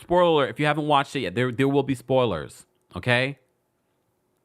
Tabby and Genesis. First of all, when they swap partners, he ends up with Courtney, Aiden's partner, who I feel like they were industry plants. They were I feel like they just added this couple to for whatever reason in order to maybe get a different audience. Like, I felt like it was just a network requirement to add this couple. Clearly, these two were not going to leave each other. And after we saw who they ended up with and how they were interacting, there was no chemistry between Courtney and Genesis. Aiden and Lebo, there was no connection there as well. They were just friends. And then when we saw how Aiden was throughout the season, we're like, he's a good guy. I mean, he's unemployed, but he's still a good guy. All right? Look, things happen. All right. But we knew that once I saw them on the show, I was sort of like, let me just watch how this plays out. And it literally played out the way I thought it was going to play out. They were going to end up back together. There was going to be no sexual chemistry or intimacy with their partners. And that clearly was it. Tabby and Genesis, Tabby ended up with a guy that dated another girl that looked very much like him, SZA. SZA and Tabby, for me, look very familiar. But here's the problem with SZA and Lindile. Okay? Lindile was only dating SZA for 6 months before he gave her the ultimatum. Are you kidding me? 6 months? Lindile, what? That was weird to me. Spoiler alert. Botswana, what's going on, Botswana? Checking in from Botswana. Here's the thing. Sir, when I saw that, when I watched episode 1, I was like, wait a minute. What? It's only been 6 months. You're giving her an ultimatum? You're giving her an ultimatum? Wait, let me bring this down a little bit, y'all. You're giving her the ultimatum? It was weird to me. A little fast, too, and they're young. But let me tell you something about SZA. Pretty, but annoying as hell. That giggle constantly and crying constantly was a bit too much. And when she tried to get into it with Tabby, dropping off a gift for Lindile, I was like, you didn't have that same energy for Kanya. You didn't have that. Kanya, okay, the showdown. So there were a few moments with Kanya that made me go, Kanya, you are a mess. but I love you for reality television's sake. I don't know what was going on with that wig, but I knew, as someone that's not a wignista, that you're not supposed to see the lace front line. I was like, wait, why are we seeing that? We're not supposed to see that, right? I mean, she looks great here. Sidebar, before I forget, I did see Homegirl is pregnant. Well, no, she's not pregnant. She already had the baby. She posted this on Mother's Day saying that she already misses being pregnant. And word on the street, the baby is Kay's. Word on the street, the baby's Kay's. I'm not going to even try and mispronounce his name. But the showdown between Kanya and SZA, the way that, first of all, I did not like the way that constantly Kanya kept on sort of fat shaming or body shaming, because I don't think that SZA's fat at all. But the way that she kept on body shaming SZA was uncomfortable. But there were a lot of uncomfortable moments with Kanya. Anytime she would meet up with the girls, she would, oh my God, first she called the group of guys boring at one point. I mean, look, was she lying? Probably not. But I appreciated this personality because in reality, if we're talking about reality, there are personalities. You probably know a Kanya in your own life and you can't stand her for real. And you understood why this relationship between Kanya and Kay wasn't working. Clearly. And Kanya and SZA were complete opposites. And look, SZA, I'm glad that you didn't choose Kay. Because by the end of this series, Kay switches up on us in a way that I did not expect. I don't want to spoil it too much. I'm going to spoil it for you. So if you don't want to know, move. Look, move. Turn me off and then come back. But let me go back. So we meet our Courtney and Aiden, the industry plants. The diversity hires. And see. All right. We also had, did I not bring over? Oh, no, I did. Here. Isaac and Ruth. Okay, Isaac and Ruth's story is we could already told you, Ruth, that this relationship wasn't going anywhere because we found out these two have been dating for 2 years and she's never met his family. Okay, she has never met his family. However, Kanya meets his cousin after 2 weeks of dating him. We knew this relationship wasn't going anywhere. So they end up switching partners. And Ruth ends up with Nola. Nola is trash. Lebo has such a sweet energy, but Lebo, insecure. She had to know that this man cheated on her before. He just had an excuse. This time. Technically, if you know the experiment for the ultimatum, then you know that you break up with your partner. And during those 3 weeks, you are in a trial marriage with someone else. But the way that Lebo was handling this experiment, it was as if they were still together. And I'm sure Nola probably after this experiment, because they end up leaving the show after Ruth tells Lebo, I slept with your man, not once, not twice, not thrice. Not once, not twice, not thrice. So how many times did they sleep? Well, I'm glad I watched this part again right before the live. Apparently, when Ruth was sleeping with Isaac, the guy she came into the show with, she says sometimes she can't feel him down there. And see. So I think Ruth came into the show knowing that this relationship was not going anywhere. It was not going anywhere. And she was just like, because she said it multiple times to Isaac and everyone else. I wanted to sleep with him. I don't think she really looked at this relationship as a future. Thankfully, that she did not really catch feelings for Nola. I think she really just wanted to get her back broke, and she did. She did. She did.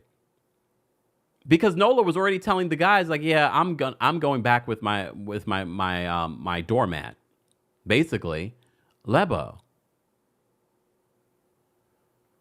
I hope Lebo did not take him back. Lebo and Isaac apologized at one point, Ruth's partner, apologized at one point because he chose Kanya. And I think he chose Kanya based off of physicality instead of choosing off of feeling. And I think he was regretting it later because Kanya doesn't keep house. Kanya wants to, Isaac wants to split grocery bills. She doesn't want to wash dishes. She doesn't cook. Oh my goodness. But Nola, so Ruth tells in episode 5, at the end of episode 5, Ruth tells Lebo, because she's like, I don't want you to find out from anyone else. I don't want to tell you in front of everyone else. But I slept with Nola not once, not twice. Did she say not thrice either? Because it was definitely more than 3 times. It was definitely more than 3 times. Well, she said, I'm going to get some. He asked for it and I wanted it, so I got it. So she tells Lebo, and Lebo is just like, thank you for telling me.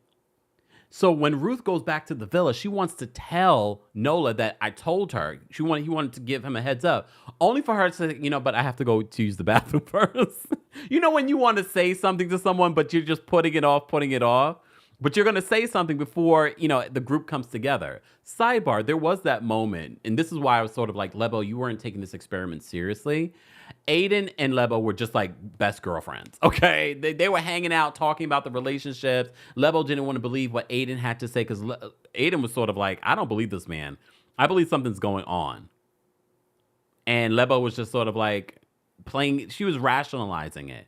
At one point, these two, Lebo and Aiden, were running around the villas, peeping in people's villas. Best of girlfriends. Best of girls. We go that.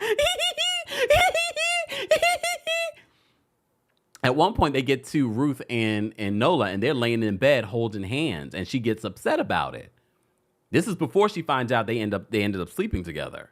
And he's downplaying it. Well, anyway, so when Ruth finally told Lebo, Ruth gets back to the villa. She's like, I'm gonna go, pee. And then Lebo's like, Ruth told me that you guys slept together, and he's denying it. We see Ruth come out of the bathroom. Oh, look. Ruth, you should have said something. So this leads to a big scuff up. He's denying it. And then he's like, and first of all, Ruth is like, why are you denying it? And then he's like, I'm going to call Isaac. Oh, shit. Not call Isaac. So he ends up calling Isaac, and Isaac comes over. Isaac's like, I'm coming over. And before Ruth can even say anything, Nola's like, Ruth and I slept together. And then Lebo's like, it's like, you also, now you're agreeing. So now you're admitting that you slept with her. Yeah, well. It leads into Isaac and Nola getting into it because Isaac and Nola had a conversation and Nola kept on denying, but no one believed him. The guys did not believe him. Aiden didn't believe him. Even Isaac didn't believe him. But then it gets almost physical between Isaac and Nola. They had to have the security come in and pull them apart.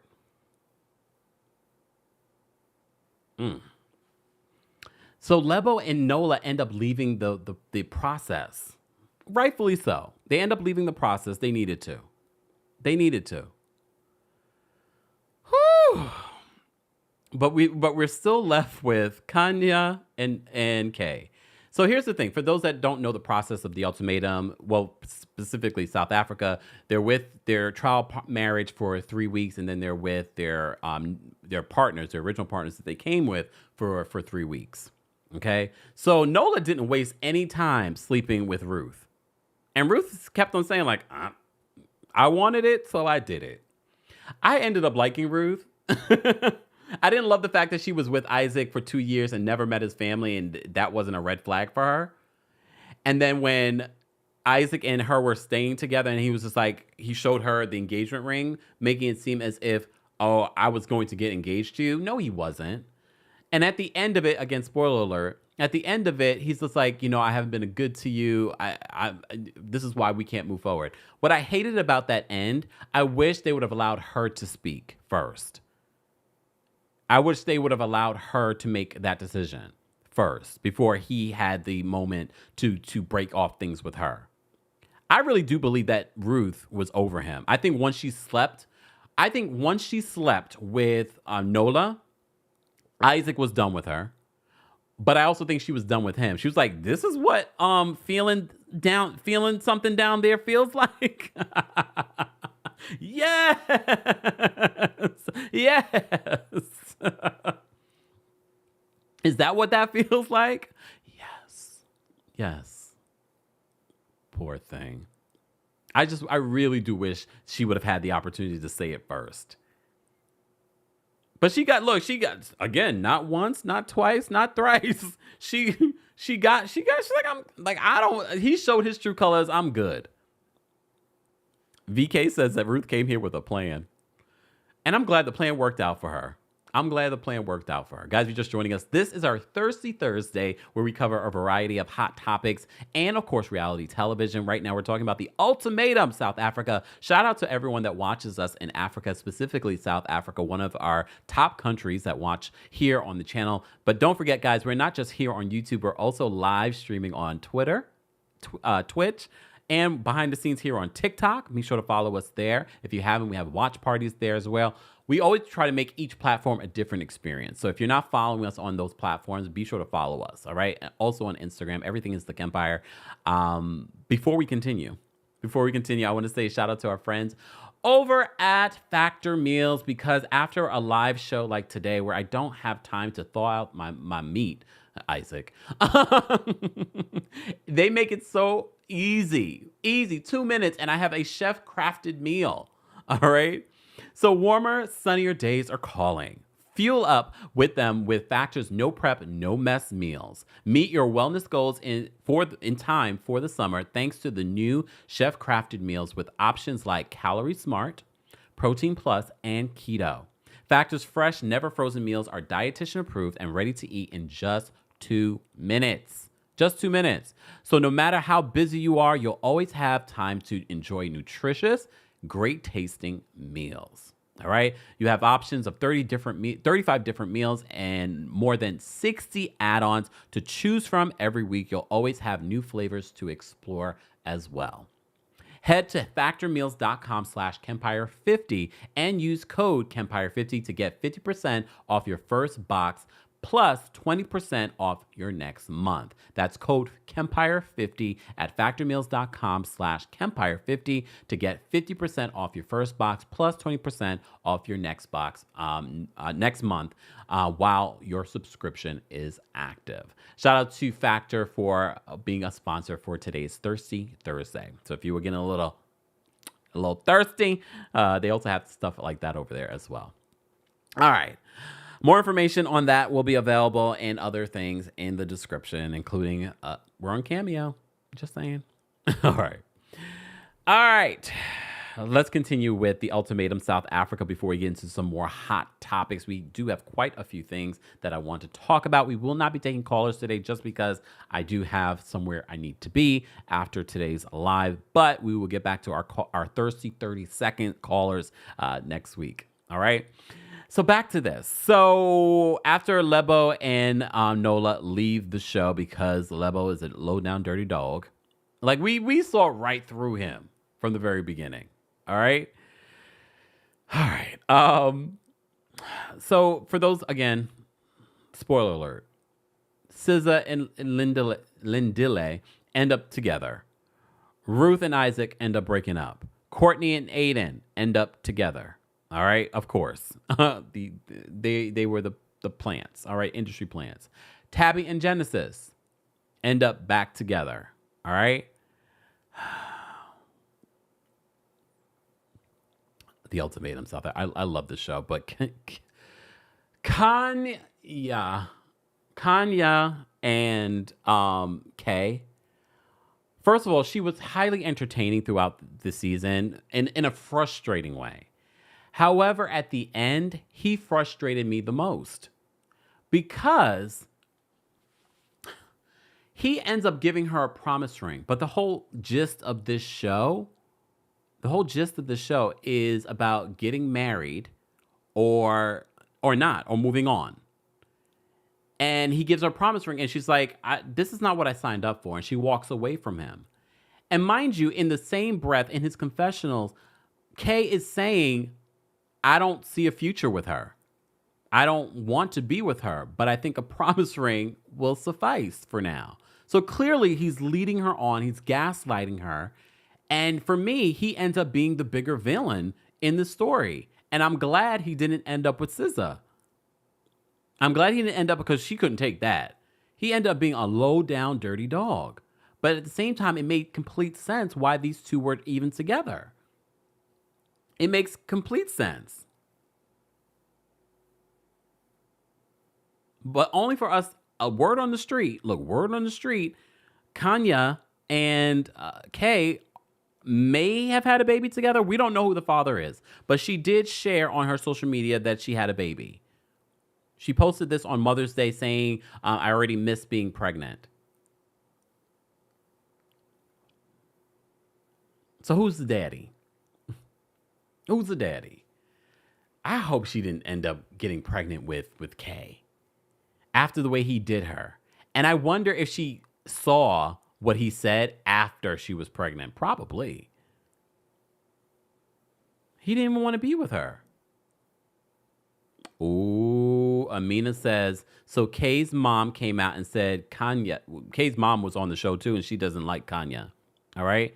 Said that has been abusive, and she spoke about her horrible behavior. Look, she's shown herself. I'm not saying that Kanya is perfect at all. She was the worst this season, from the body shaming to being bored to some of the ways that she just wasn't a girl's girl either. Like, she didn't interact well with the women, and she didn't interact well with her trial marriage, and she didn't interact well with Kay. But Kay was pretty bad too. He was pretty bad too, and it made complete sense why they were together. I mean, she was definitely probably worse based off everything that we saw. But I think what made us feel worse about Kay was because we didn't see that coming. We didn't see him being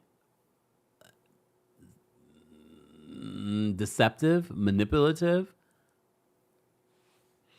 VK says that I'm not going to try and pronounce. Kay is problematic. They have a codependent relationship, and now possibly they've involved a child. Okay. In our TikTok, they say Kanya getting that promise ring priceless, and then her walking away. I mean, I appreciate her walking away, only for her possibly to have gotten into a relationship, had a baby with this man. I don't know about that. All right.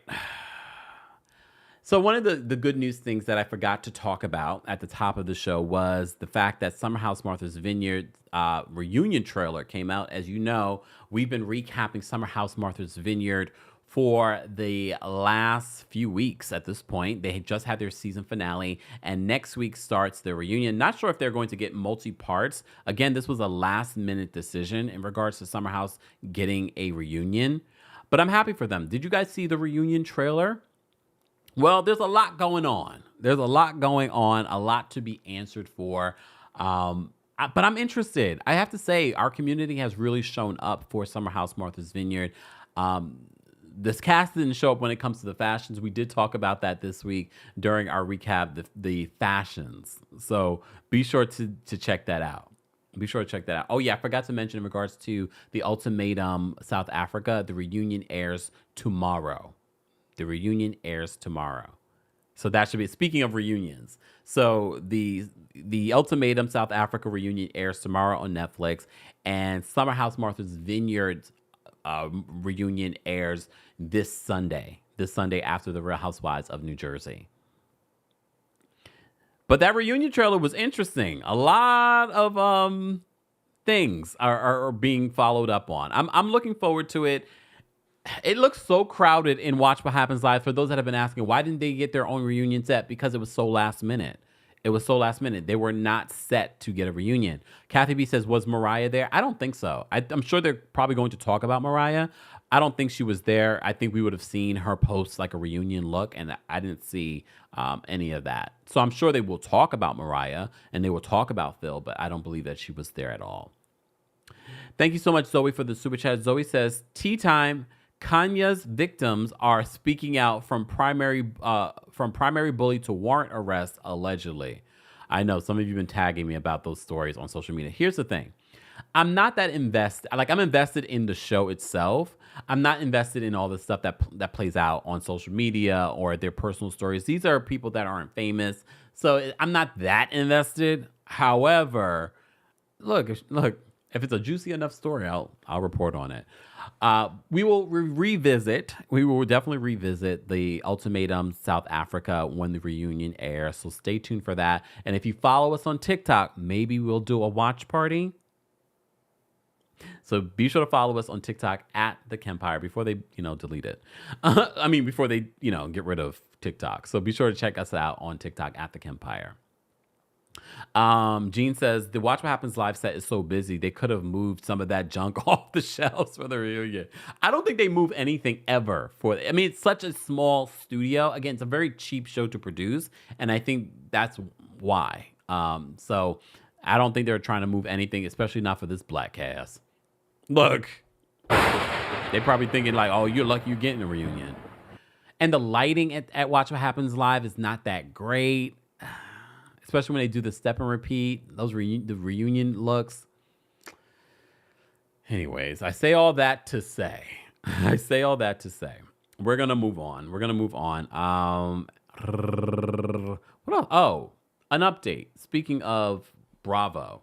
So while I was away, it was officially announced that Nneka has been fired. But wait. Didn't Nneka say this? We know that she's not going to be returning. Robin's not going to be returning. Do we know about you? Are you going to be returning for the 9th season? You guys have to follow me. I have so much going on, and some announcements will be coming out, so follow me, please. Oh, yeah. Some real fun announcements, too? Anything that you can share with us right now for those watching right now? Well, what I can share for those watching, follow me. Follow me. No, I'm really excited about life, and I'm sure you guys all will be, too. So Nneka from Real Housewives of Potomac, as you know, Real Housewives of Potomac, it's currently filming. They've got a couple of new faces. Some old faces are coming back. Nneka is not. And we already heard from multiple sources that she wasn't coming back. So this media tour that she went on that week about her coming back, not coming back, I was sort of like, girl, so are you coming back or not? Or are you coming to Married to Medicine? Married to Medicine is currently filming. We just saw video footage of Toya and Quad hanging out. So she's not. So our friends over at People report this in regards to Nneka being fired. Well, they don't say it like that. All right. So they said Nneka Ihim officially won't be a part of the Real Housewives of Potomac's upcoming 9th season. We know. Sidebar, we just saw that Potomac went to, North Carolina for their cast trip. Shout out to everyone in North Carolina, but gosh, we can never do anything great. All right. One of their cast trips. It's not their big cast trip, but still. So Nneka Ihim will not be returning. The 36-year-old lawyer and entrepreneur who famously boasted in her first episode, "I come as I am, and what I am, honey, is remarkable," is exiting the Bravo reality series after one season, becoming the third cast member to depart the show since season 8 wrapped. All right. "I will not be returning for season 9 of RHOP," she tells People in an exclusive statement amid rumors of her departure. Her exit comes as a Potomac resident continues on her journey to have a child. She says, "At this point, after multiple failed fertility procedures, I have decided to make expanding my family my ultimate priority. Thank you to the fans that have supported me along the way this season, especially regarding my difficult IUI turned IVF journey and the stigma surrounding infertility. All of the kind remarks have generally kept me uplifted and have fueled my determination to continue to share my story. She goes on to express her sincere appreciation to Bravo and Truly Original for the opportunity and notes that she has built a lifetime friendships with some incredible women through this experience.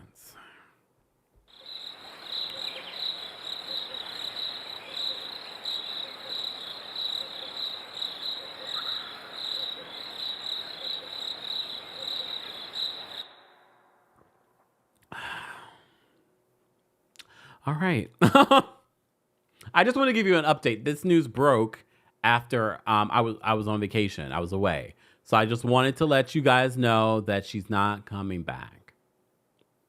Because I know you were concerned. I know you wanted an update. So Nneka will not be coming back.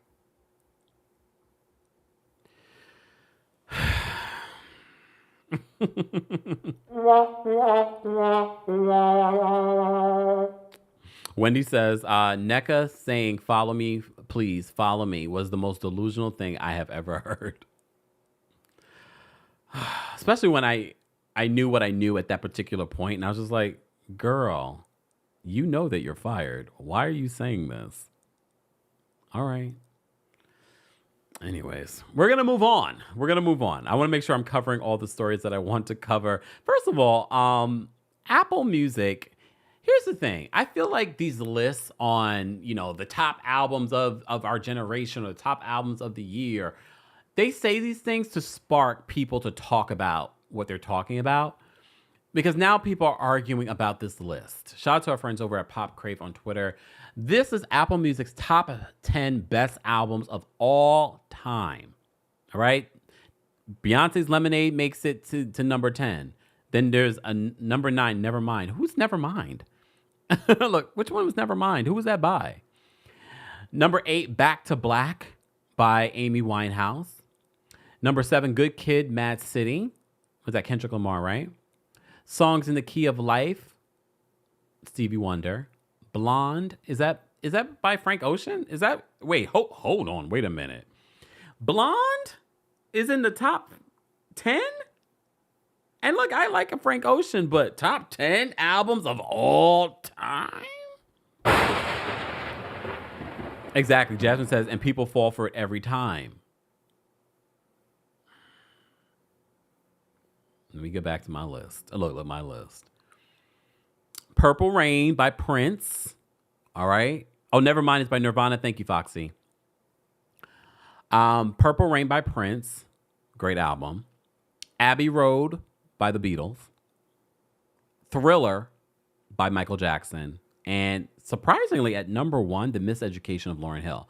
Did Apple Music reveal how they came up with their list? Did they really reveal how they came up with their list?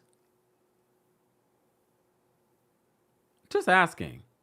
Scherster says, Blonde threw me. Jasmine says, Blonde is nowhere near as good as Channel Orange. I would agree with that. I'm actually surprised by that.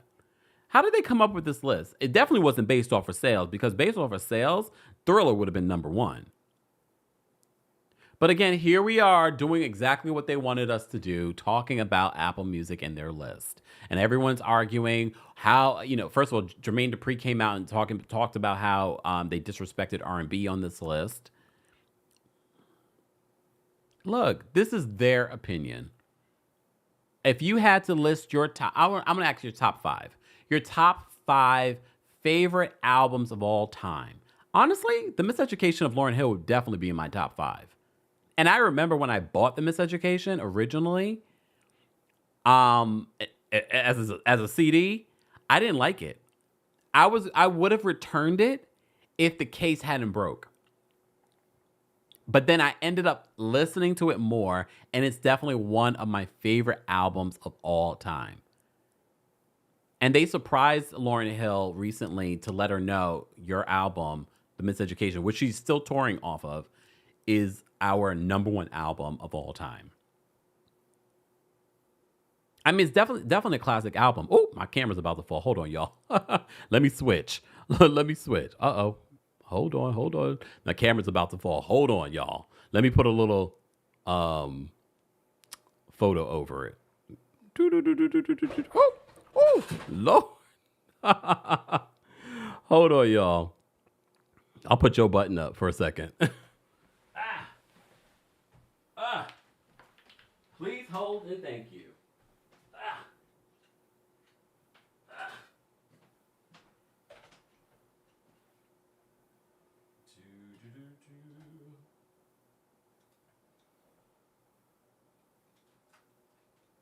You can tell this is a live show.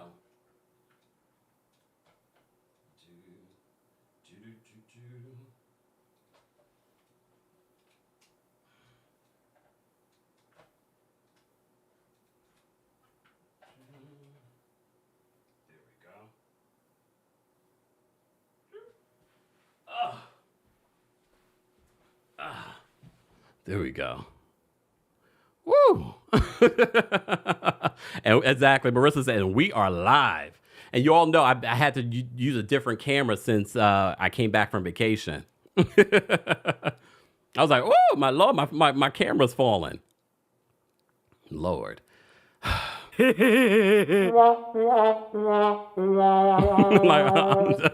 the Girls Club said, I was like, Kempire's disappearing. Lord, hold on, y'all. Let me just fix this because I know it is still slipping.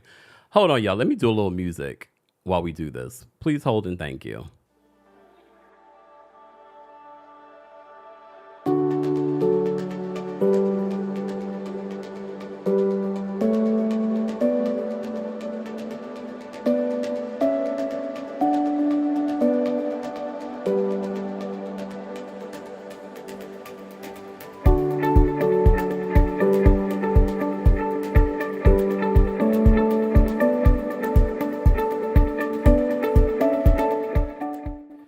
And we're back. All right, look.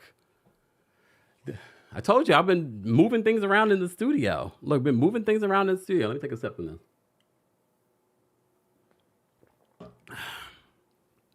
The Joe Budden. I'm sorry for the Joe Budden jump scare, y'all. Chucky says, I love this. You're too real. It is what it is. I told you guys my original camera went down. My original camera went down. Well, no, literally went down. I came back from vacation, and that camera wasn't working. So I'm using a different camera, and that one is not on a proper situation. Hey, Ann says this is why you don't stream live.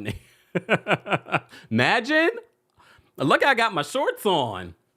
Can you imagine? Anyways, let me see what you guys are saying in the chat. All right, let's move on. Let's move on because I need to wrap this up so I can get to this next meeting that I have. All right. And sidebar, I got another camera, so I'll be working on that this afternoon as well. Kendra says it's giving elevator music. Let's go. All right. And the picture that I posted I posted up for you guys is when I was on Real Housewives of Beverly Hills. And then I love this photo. I should have just kept this one up. This would have been perfect, right? Anyways, back to this. What the hell was I even talking about? What was I even talking about? Let me get back to my notes. What was I talking about? Nneka was fired. Oh, we were talking about the album, Apple Music's album of the year. All right. Before we forget, I need to talk about my girl, Kelly Rowland. All right, let me talk about my girl, Kelly Rowland. We did a separate video yesterday talking about Kelly Rowland at Cannes Film Festival. She was on the red carpet, and a lot of people were wondering what exactly did Kelly say? So we talked about this yesterday in regards to some of what the lip reader experts were saying. All right, saying that she says, don't talk to me that way. Don't talk to me that way. Okay? Don't talk to me that way. All right. But if you watch the full video, it's very clear that they were trying to rush Kelly off of the red carpet. Sidebar, Kelly, after this incident happened, posted some lovely photos of her because she looks gorgeous. First of all, I love me some Kelly Rowland. All right. Thank you guys for reminding me of what I was talking about. I also talked about in that video yesterday, another Black woman that goes to Cannes Film Festival all the time, pointed out the fact that this happens a lot to Black people at the Cannes Film Festival. We talked about this last year with Bria Fleming from Summer House Martha's Vineyard. So a lot of the lip readers were speculating what exactly happened. If you watch the video, let me show you the video. Let me see if I can pull up the video. All right. So hold on. Let me move this up.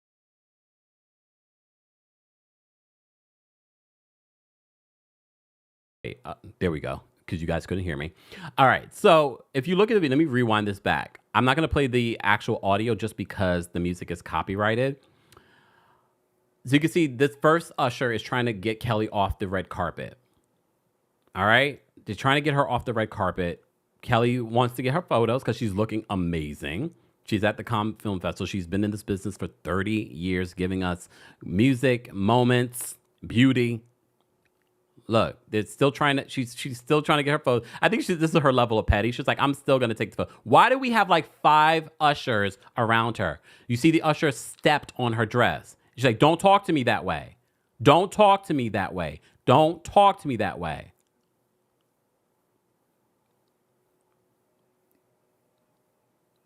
She's like, don't talk to me that way. The end says, isn't that where Bria was arrested? Yep. We talked about that story about Bria Fleming.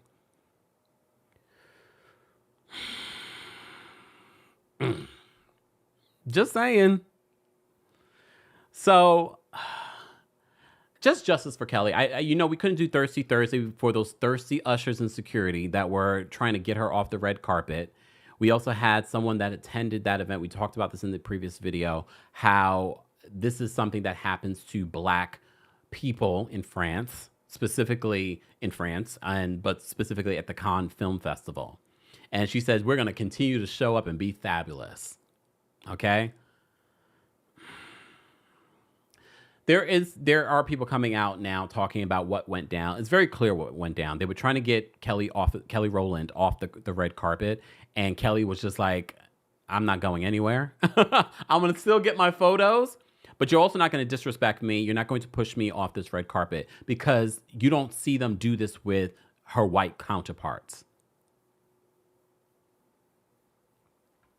Okay? All right. What was the other story that I wanted to talk about? Oh, Porsha. Porsha thought I was not going to see this story or any of her stories. So, sidebar, Real Housewives of Atlanta is currently filming their Sweet 16 season. All right. We have 3 new housewives. We have Cynthia Bailey coming back. She says she wants to help usher, Real Housewives of Atlanta back to #1, which we hope that she can do. So she's coming back as a friend of. I saw She by Someone Else posted a video. I can't remember what the song was or the thing was. I just commented. I was like, really, Sheree? Come on now. Sheree, you were fired again. You were fired yet again. All right? I just find it interesting, though. It makes me wonder if Bravo's worried about this season because they're allowing both Porsha and some of the other housewives to talk a little bit too much about what's happening this season before it even happens. They've only been filming for like 2 weeks now. I just want them to film and then for us to watch it. Or maybe once we're done filming, you can leak whatever you want to leak. It just feels like this is the first week of filming and Porsha's telling us what she thinks of the new girls. I'm like, this is weird. As you also know, Porsha is fighting to be able to film in the home that she shared with Simon Gobadia. She's fighting to be able to film there. And I posted in the comment section, I said, Porsha, can you just get an emergency gag order for Simon Gobadia? I'm so tired of him, but I'm not surprised that he's doing what he's doing with these antics on social media. This is just who Simon is. This is just who he is. So he's still talking and trolling Porsha on social media in regards to leaving his kids homeless. She didn't leave your kids homeless. You signed off in that prenuptial agreement. If you guys end up getting a divorce, you must be out in 30 days. He's saying that, the kids have nowhere to go for their visitation for him. How is that our problem? I'm mad that you had me here defending Porsha. But Porsha does make me laugh. Did y'all see this? Porsha is hilarious. Turn this back on. Porsha ready to steal somebody else's husband. Yours. Wait, come on. Turn this back on. Porsha ready to steal somebody else's husband. Yours. Yours. steal somebody else's husband. Yours. Yours. Sweetie me again. Sweetie me again. Record that. All right, anyway, I love y'all. Screenshot. Well, it also looks as if, Dennis McKinley, who recently collaborated with Fallon, talking about, I thought you knew that she was sleeping with Simon for like a year or something like that. I thought you knew. Well, apparently he's in the comment section after Porsha posted being single and not wanting nobody is a different type of healed. He was like, come on home, boo. Why does Porsha date so many men that are so petty, childish, just weird? It's weird. Porsha, do not go back to Dennis, because I find him weird too. All kinds of rumors came out about Dennis too at the end of their relationship. Rough. Just saying. So one minute you are throwing her under the bus with Fallon, meeting up with the ops, and then the next minute you're talking about come on home. No, do not go back on Porsha. But I'm sure Porsha is not interested, unless the money's right. I don't know. I don't know. Really? Come on home, boo?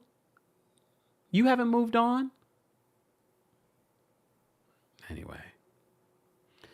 Anne says, thank you, Anne, because Anne travels too. So Anne says, the south of France is filled with races. Cannes Film Festival is no exception. I keep to Monaco. It's also helpful to be connected, i.e. chief of police, ambassador, and ministers. So whenever I go there, I'm calling you, Anne. I'm calling you. Lakeisha, thank you so much for the super chat. Lakeisha says, Simon said he gonna get his peach by any means. Yes. Annoying. Here's the thing. I'm just more annoyed. By seeing Simon constantly posting something, and then of course the blogs pick it up. I don't report on everything unless Porsha responds to it. All right, unless Porsha gives us a moment like this. I will turn this back on. Porsha ready to steal somebody else's husband. Yours. Yours. I'm glad they find that funny. Anyways, I did see that Porsha was recently driving in a Rolls Royce. People are speculating that's the Rolls Royce that Simon bought for her during their relationship, and they posted it on social media. I mean, I thought in my head that maybe she rented it, but who knows? Who knows? It doesn't matter. I saw Kenya also came out and spoke out because, Simon shaded the fact that Shamia got a Rolls Royce, and he said that she would be the only one on RHOA with one. And Kenya had to remind him, I have one that I bought myself. All right. Wendy says that Simon is an attention seeker. He really is, like in the most annoying way. Anne says racial profiling is real, particularly when you drive a nice car in France.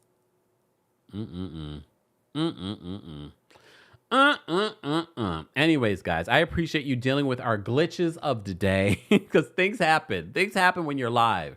And if you've been here a long time, we've had other things happen. I've frozen on camera. Like we've had moments like this. Hold on, let me put a little froze moment. This is literally from a frozen moment in time. Things happen. Audio goes out. I'm on mute. It's a live show. I appreciate you bearing with us and riding along with us and being producers and letting me know, because sometimes I could be ranting and raving and I didn't realize something went awry. But we keep pushing. Keep my fourth wall in. I could delete that portion of the live, but no, keep my fourth wall in because it's funny. All right? Because it's funny. Anyways, the girls club says, when is Simon's extradition? Well, he's not in the country. Isn't he still in Dubai? It makes me wonder, why is he still in Dubai? Has he even stepped back on land here in the U.S.? Well, anyways. Since I'm on the move on TikTok says, is Simon even here legally? I don't know. Like, based off of the story that came out about his citizenship, I was like, so technically he's not here legally. Look, Claudie says, I don't understand why Simon is not being deported yet. Maybe that's why he hasn't come back to the country. I don't remember the last time he was here. Kiara says, you look appalled in that frozen moment. Per usual. Anyways, guys, thank you to our mods. We will be posting the timestamps after. Either myself or Mama Ali will do it. I don't know if I will necessarily have time. If anything, bear with us. But I always say I feel like our Thirsty Thursdays, our Tuesday takeovers are worth listening to or watching the entire thing. You just never know what we're going to talk about or what the chat is going to say or a moment like what just happened with our camera. Just saying. All right. Anyways. Thank you so much for the super chats. Thank you guys for the likes. If you haven't liked the video already, be sure to like the video. If you're part of the replay crew, be sure to like the video, subscribe if you're not subscribed already, so you don't miss out on anything. I know you're relying on the Explorer page to let you know when we post. It's not reliable. All right, it's not reliable. Be sure to subscribe, turn on your notifications, follow us on other platforms because the content there is different. We just went live on Instagram this week, so you may have missed what we talked about there. We had some breaking news during that time, so be sure to follow us there. And if you haven't gotten your tickets already, we're coming to Boston on June 27th. New York City, we have an all-new show. If you want to meet me in person, if you want to have conversation in person, if you want to drop tea in person, if you want an explicit version of what we talk about, get your tickets for the Kempire After Dark live show. And for those other cities asking, we're working on it. Like, that is a constant conversation every single week when I'm meeting with my team in regards to more shows. So I'm off to another meeting, so that will be a hot topic as well in regards to other cities. So stay tuned. We're working actively on that. All right. All right. So again, Boston, new show. Pride Month is going to be lit. We have new shows next month, Boston and New York City. Then we'll be going to Nashville on July 11th and then Atlanta on July 12th. Go get your tickets. Do not wait till the last minute. Stay tuned. Seattle, August 30th. All right. All right, guys. Thank you so much for being here. I will see you all in the next one. Bye, y'all. What if we got everything together and wouldn't it be better then? Get more money, less anxiety, more passion, please. Wanna alter who I am.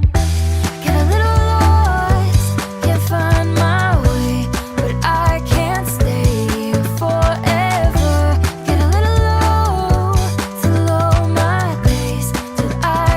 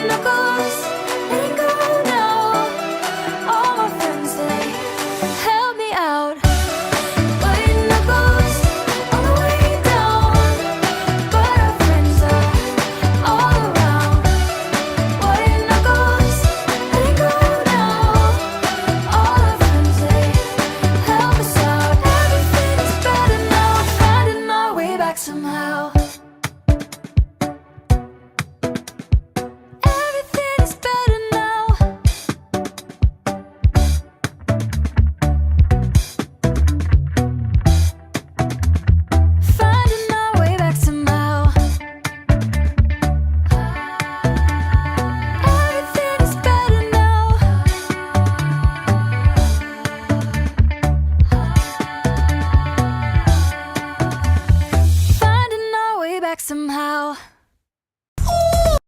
You bring the lighter, I got the fuse.